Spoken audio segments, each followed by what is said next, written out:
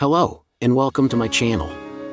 Today, we're going to be talking about Harry Houdini, one of the most famous illusionists of all time. Harry Houdini was born in Hungary in 1874 as Erich Weiss. He moved to the US at age 4 and changed his name to Houdini after a French magician, Jean-Eugène Robert Houdin. Houdini became a famous escape artist in the early 1890s for his death-defying stunts. He could escape from handcuffs, straitjackets, and even sealed milk cans. Houdini was inspired by the French magician Jean-Eugène Robert Houdin, who he considered to be the father of modern magic. Houdini's wife, Bess, was also an illusionist, and she often performed with him.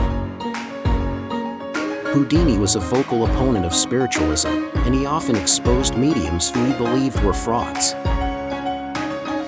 Houdini died on Halloween in 1926, after being punched in the stomach by a student who believed he could withstand the pain. Houdini's legacy is synonymous with magic, mystery, and death-defying stunts. He is hailed as one of history's greatest illusionists and forever linked to the art of escape.